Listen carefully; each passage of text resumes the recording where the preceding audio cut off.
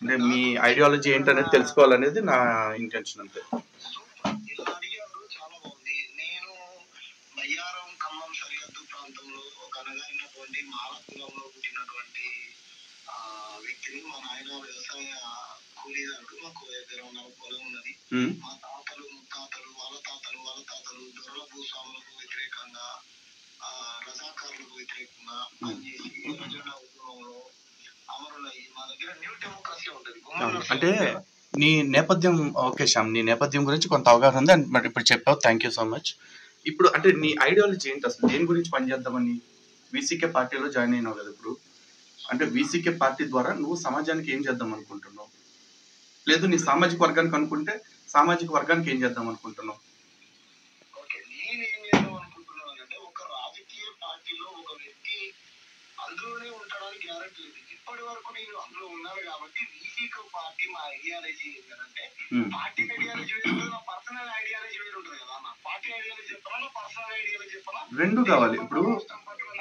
కాదు ఫస్ట్ అసలు నీ పార్టీ పట్ల కావచ్చు, లేకపోతే నీ వ్యక్తిగతంగా కావచ్చు, నీకున్న ఐడియాలజీ ఏంటి? అంటే ఏం చేద్దాం అనుకుంటున్నావు? వ్యక్తిగా నువ్వు ఏం చేద్దాం అనుకుంటున్నావు, పార్టీ పరంగా నువ్వు ఏం చేద్దాం అనుకో నా పార్టీలో చేరావు?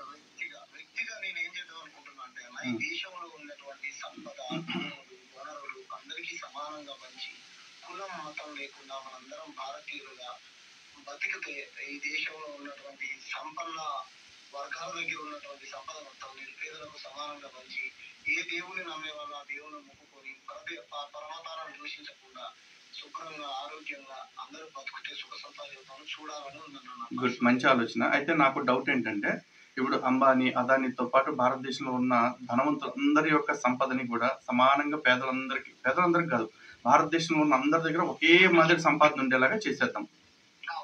తర్వాత వ్యక్తిగత వ్యసనాలతోటో లేకపోతే వ్యక్తిగత బలహీనతలతోటో వాళ్ళ ఆస్తులు మొత్తం పోగొట్టుకుని మళ్ళీ ఒక 50 కోట్ల మంది పేదవాళ్ళుగా, మళ్ళీ ఒక 50 కోట్ల మంది అపర కుబేరులుగా ధనవంతులుగా మారిపోయారు అనుకో, అప్పుడు ఏం చేయాలి మేడం?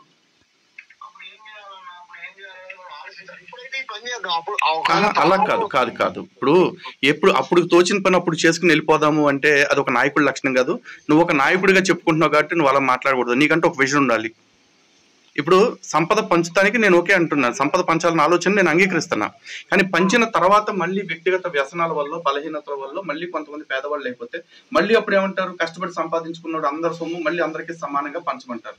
మరి అంతకాలం సుఖపడుతూ ఆస్తులు తగలబెట్టుకున్నాడు, కష్టపడి మెట్టు కూడబెట్టుకుని సంపాదించుకున్నాడు, ఇద్దరు ఒకే స్టేజ్కి వచ్చేస్తున్నారు. మళ్ళీ అప్పుడు కష్టానికి విలువ ఏంటి, కష్టానికి మర్యాద ఏంటి? ఇంకా సరే, మీకు ఐడియా ఉంటుంది అన్ని కంట్రీల గురించి. వియత్నాం లాంటి కంట్రీలలో కరెన్సీ ఎవరు వాడరన్నా. ఎవడైనా చదువుకోకపోతే వానికి ఎందుకు చదువు రావట్లేదని టీచరు పక్కనున్నటువంటి విద్యార్థితో సమానంగా వీరికి ఎందుకు మార్కులు రావట్లేవని అక్కడ ఉన్నటువంటి స్కూల్లో టీచర్ ని మోటివేట్ చేస్తాడు. వానికి ఈక్వల్ గా దేశం పట్ల, అక్కడ ఉన్నటువంటి ప్రజల పట్ల, ప్రపంచం పట్ల అవగాహన పెంచుకునే విధంగా, వారికి అవగాహన కలిగే విధంగా నేర్పిస్తాడు. ఒకే జీతం ఉంటుంది, ఒకటే స్కూల్ ఉంటుంది, ఒకటే తిండి ఉంటుంది, ఒకటే మీన్స్ వారికి నచ్చింది తినొచ్చు. అయ్యో శ్యామ్ ఒక చిన్న మాట. ఇప్పుడు ఒకే క్లాస్ లో ఎస్సీలు, బీసీలు, ఓసీలు, ఎస్టీలు అందరూ ఉంటారు. అందరికి ఒక్కొక్క కులానికి ఒక్కొక్క టీచర్ ఉండరు, ఒకే టీచర్ అందరికీ ఉంటుంది. కానీ అందరికీ ఒకేలాంటి ర్యాంక్ ఎందుకు రావట్లేదు, ఒకేలాంటి ఉద్యోగాలు ఎందుకు రావట్లేదు? సమాజంలో అసమానతలు అనేది ఎప్పుడూ ఉంటాయి. అసమానతలకి పరిష్కారం నువ్వు చెప్తుంది ఏంటి? గొప్పోళ్ళు అందరి దగ్గర ఉన్నదంతా కూడా పేదవాళ్ళకి పంచేయి అని చెప్పేసి చెప్తున్నావు. కానీ ఆ పేదవాడికి ఇది పంచిన తర్వాత, గొప్పవాడిని పేదవాడిని సమానం చేసిన తర్వాత మళ్ళీ ఈ పేదవాడు మళ్ళీ సమానత్వం అంటే ఆ స్థాయికి నిలబెట్టుకోకుండా ఆ స్థాయిని తన స్థాయిని కూలదోసుకుని మళ్ళీ అడుగు తినే స్టేజ్కి వస్తే అప్పుడు ఏం చేయాలి? దానికి పరిష్కారం ఏంటి? మీరు అన్నది బాగున్నది. నేను ఏమంటున్నంటే, దోపిడీదారుడు దేంట్లోనైనా ఉంటాడు. ఇప్పుడు ఫర్ ఎగ్జాంపుల్ అదే క్వశ్చన్ ఇప్పుడు మీరు సనాతన ధర్మం గురించి ఫైట్ చేస్తా ఉంటున్నారు. సనాతన ధర్మం గురించి నేను మాట్లాడను అంటే నువ్వు తప్పు పట్టాలి. నేను అంటున్నా మాట్లాడదాం, కానీ ఈ పాయింట్ మాట్లాడుకున్న తర్వాత వెళదాం. ఇప్పుడు నువ్వేమంటున్నావు, దోపిడీదారులు అన్ని చోట్ల ఉంటారు అంటున్నావు. దోపిడీదారులు అంటే నీ దృష్టిలో ఎవరు? డబ్బు సంపాదించిన ప్రతోడు దోపిడీదారేనా? ఇప్పుడు నీకు విషయం చెప్పా, నేను ఇలా చెప్పిన నేను కూడా రేపు దోపిడీదారుడు కావచ్చు. సమానంగా పంచాలన్నటువంటి నేను కూడా తొమ్మిదిదారులు కావచ్చు, స్వార్థంతోనో లేకపోతే ఇంకో దాంతోనో నా మీద ఒక రకమైనటువంటి ఇది ఉంది. నేను ప్రజలందరినీ నియంతలాగా దోచుకోవచ్చు. అది కాదు నేను అనేది. ఏంటంటే మీరు సంపద అందరి దగ్గర సమానంగా పంచిన తర్వాత దాంట్లో తెలివిగల్లోడు కష్టపడ్డాడు సంపద కూడా కట్టుకున్న తర్వాత అది కూడా సమానంగా పంచాలంటే ఎలా సమానం అంటే ఒక విషయం చెప్తాను. భారతదేశంలోనే ఒక ఉదాహరణ, ధీరుభాయ్ అంబానీ అనే ఆయన చాలా ఆస్తి సంపాదించి ఇద్దరు కొడుకులకి ఇచ్చారు సమానంగా, ముఖేష్ అంబానీకి అనిల్ అంబానీకి. ముఖేష్ అంబానీ ఆ సంపదని 10 చేసుకుని ఇప్పుడు ఎదిగున్నాడు. మరి అదే అనిల్ అంబానీ ఆ స్థాయి నిలబెట్టుకోలేకపోయారు. దానికి వేరే కారణాలు ఏమైనా ఉండొచ్చు, నేను దగ్గర నుంచి చూసినాను కాదు. కానీ ఇప్పుడు నేను పోగొట్టుకున్నాను కాబట్టి నువ్వు నీ ఆస్తి అంతా నాకు పంచి ఇవ్వు, నీ ఆస్తిలో కూడా నాకు వాటా ఇవ్వు అని అనిల్ అంబానీనే వెళ్ళట్లేదు సొంత అన్న దగ్గరికి. కానీ మీరు దేశంలో డబ్బున్న వాళ్ళ సంపద అంతా పేదవాళ్ళకి పంచాలంటున్నారు. అదేం న్యాయం చెప్పండి? సొంత తమ్ముడే వాళ్ళ సొంత అన్న అడగట్లేదు కదా, మీరు ఏ హక్కుతో అడుగుతున్నారు పంచమని? ఇప్పుడు పోనీ ఎదిగితే ఎవరన్నా కష్టపడి సంపాదించుకుని ఎదిగితే వాళ్ళని ఎవరన్నా వద్దన్నారు. ఇప్పుడు హర్ష కుమార్ గారు ఉన్నారు, ఆయన స్థితిమంతుడే, బాలయోగ్ గారు స్థితిమంతుడే, వివేక్ గారు స్థితిమంతుడే.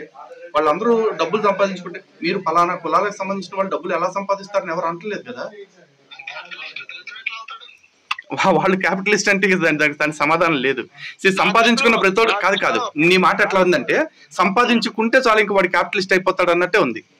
సంపాదన అంటే అన్న ఇప్పుడు నేను ఏమంటున్నానంటే నీ పిల్లలు మన ఆరోగ్యం మన ఇల్లు ఒక కారు ఎకరం పొలం కొనుక్కోవడానికి ఇంత ఉంటే సరిపోయింది. కానీ 100 ఎకరాలు నాకే ఉండాలి, 1000 కార్లు నాకే ఉండాలి, కోట్ల రూపాయల బ్యాలెన్స్డ్ నా అకౌంట్ లోనే ఉండాలి, ప్రజలందరూ నా కింద బానిసలుగా బతకాలి, పోలీసు యంత్రాంగం రాజకీయ నాయకులు నా ఇంటికి కాపలా గాయాలైనటువంటి రీతిలో నీకు ఆదర్శవంతమైన నాయకుడు ఎవరో చెప్పు. నాకు ఆదర్శవంతమైన నాయకుడు గుమ్మడి నరసయ్య గారు. ఎందుకంటే ఆయన సంపాదించుకోలేదు కాబట్టి, అంతేనా?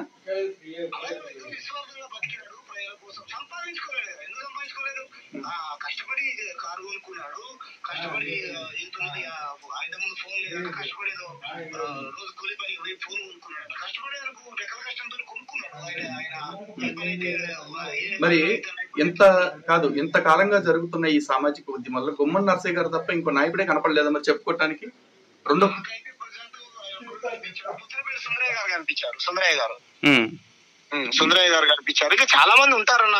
అంటే మీరు సడన్ గా మరి నువ్వు కమ్యూనిస్ట్ పార్టీలో చేరకుండా బీసీకేలో ఎందుకు చేరావు? బీజేపీలో కూడా చేరుతాను. దాని మంచి చేసే వాళ్ళు బీజేపీలో ఉంటే బీజేపీలో కూడా చేస్తాను. అంటే నీ దృష్టిలో మంచి అంటే ఏంటి అంటున్నా? మంచి అంటే ఇదే అన్న నేను చెప్పేది. ఇప్పుడు దాకా లలిత్ కుమార్ గారు చట్టం వాళ్ళని అన్నారు. రేపు నుంచి మంచివాడు ఈ ప్రజలందరినీ ఇప్పుడు నేను చెప్పినటువంటి ఐడియాలు ఇస్తాను, పనిచేస్తాను, శ్యామ్ మా పార్టీ పెట్టాడు అనుకో, నేను లలిత్ కుమార్ తోనే పనిచేస్తాను. తప్పే. సింపుల్. ఒకటేంటంటే మంచి చెడు అనేది ఆయా సందర్భాలను బట్టి ఆయా వ్యక్తులు మనతో ప్రవర్తించే విధానాన్ని బట్టి ఉంటుంది తప్ప వాస్తవాన్ని బట్టి ఎక్కడ ఉండట్లా. ఇప్పుడు నేను వచ్చేసి జైభీం జెండా పట్టుకుని నీతో పాటు నడిస్తే లలిత్ కుమార్ అనేవాడు గొప్ప నాయకుడు, గొప్ప వక్త నువ్వే అంటావు. ఇదే లలిత్ కుమార్ న్యాయం మాట్లాడుతూ బీజేపీ పక్షాన లేకపోతే హిందూ సంఘాల పక్షాన హిందుత్వం పక్షాన మాట్లాడితే వాడు మనువాదులనే అంటావు నువ్వు నన్ను. అంటే ఇక్కడ వ్యక్తిని బట్టి లేదు, నీకు నచ్చేదాన్ని బట్టి ఉంది మంచి చెడు అనేది.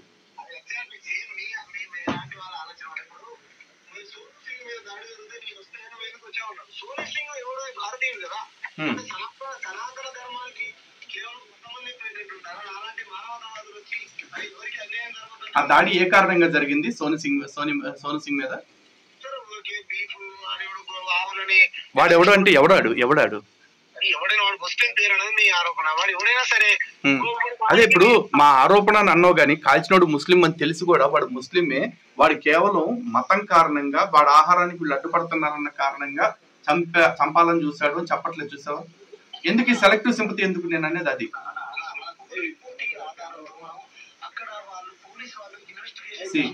అప్పుడు అప్పుడు నువ్వు కత్వా విషయంలో కూడా అలా మాట్లాడకూడదు. కత్వా విషయంలో కొవ్వొత్తులు పట్టుకుని మాట్లాడేవుగా మరి ఆసిఫాబాను విషయంలో. అక్కడ ఇన్వెస్టిగేషన్ లో మరి తర్వాత అక్కడ జరిగింది వేరని తేలింది కదా. ధర్మస్థల విషయంలో కూడా మాట్లాడావు, తర్వాత ధర్మస్థల విషయంలో కూడా తప్పని తేలింది కదా. మరి అప్పుడు ఎందుకు మాట్లాడావు? ఇప్పుడు ఒక ముస్లిం పేరు ఎత్తాలంటే మాత్రం అది ఇన్వెస్టిగేషన్ ఆధారంగా మాట్లాడతాను, రిపోర్ట్ ఆధారంగా మాట్లాడతాను అంటే సెలెక్టివ్ సింపతి కాక మరి ఏంటి చెప్పు?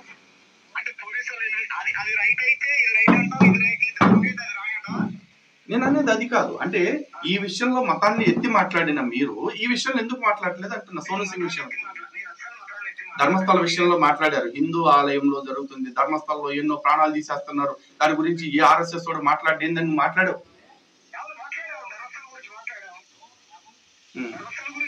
మరి ఇప్పుడు సోను సింగ్ మీద జరిగిన అటాక్ గురించి ముస్లిం వాడి పేరు ఎందుకు చెప్పట్లా? నేను చెప్తున్నా కదా నీతోనే, కాల్చినోడు ముస్లిం, కాల్చబడింది హిందువు.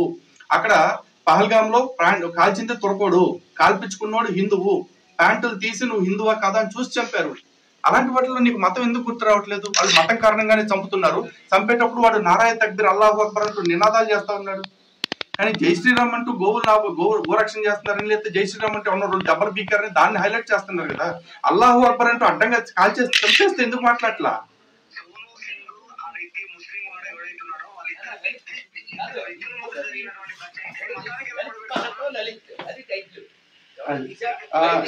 శ్యామ్ ఒక పని చేద్దామా? యాక్చువల్లీ కొంచెం నేను ఫ్లైట్ టైం అయిపోతుంది, నాతో మాట్లాడటం చాలా హ్యాపీగా ఉంది. ఒక్కసారి వీలైతే కాశ్యామ్ ఒక్క నిమిషం, నేను నెంబర్ తీసుకుంటాను శివ దగ్గర. ఒక్కసారి వీలైతే మనం ఒకసారి ఒక పాడ్కాస్ట్ లాగా చేద్దాం, మన ఇద్దరం బాగుంటుంది.